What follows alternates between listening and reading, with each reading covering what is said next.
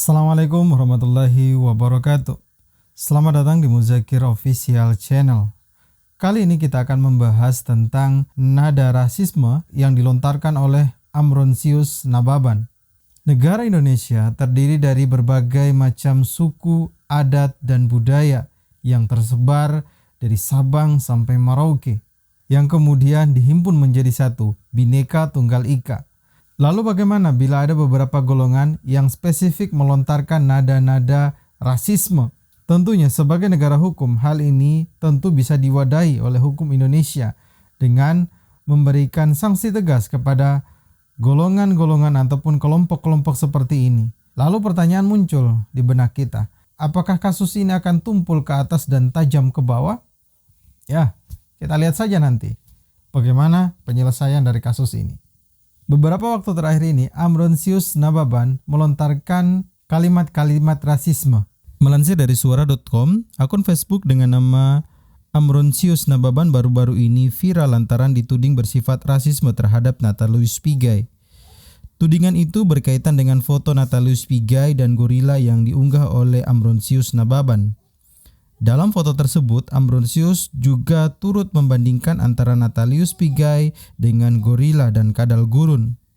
Melansir dari Tribun Medan TV, salah seorang ketua dari Ikatan Mahasiswa Papua mengatakan bahwa tindakan rasisme ini merupakan salah satu kejadian yang terus-menerus dan sudah biasa mereka alami. Namun di pihak ini atau di kesempatan kali ini, mereka tidak akan tinggal diam dan akan melanjutkan terus untuk mengawal kasus ini hingga ke ranah hukum. Bagaimana tidak?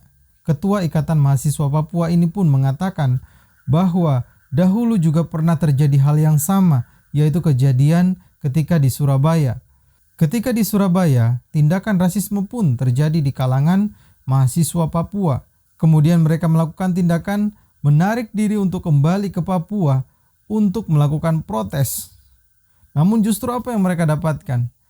Justru mereka malah disalahkan dengan tindakan ini, dan mereka mengatakan bahwa hal ini tidak perlu dan tidak bisa didiamkan lagi dan harus diberikan efek jera terhadap mereka yang melakukan rasisme kepada mereka.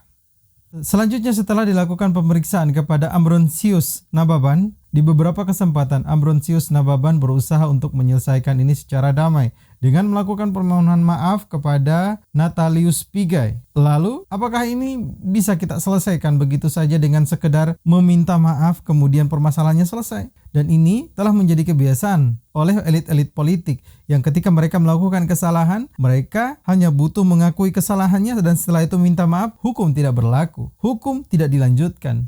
Namun apakah yang terjadi kepada Natalius Pigai ini akan berakhir dengan permintaan maaf dan hukum selesai?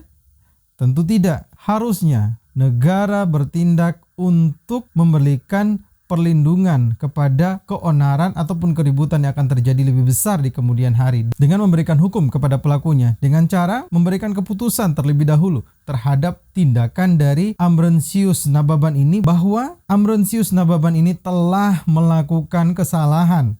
Kemudian perkara hukuman apa yang nanti akan dijatuhkan itu setelah keputusan bahwa Ambrosius Nababan bersalah itu dikeluarkan. Kenapa demikian? Bila mana hal ini dibiarkan begitu saja, kemudian publik menganggap bahwa kejadian ini adalah kejadian yang biasa saja dan tidak perlu dipermasalahkan, maka akan terjadi rasisme dan akan terus-menerus berlanjut. Yang ini bagaikan bola salju yang terus berputar dan akan menimbulkan perkara baru.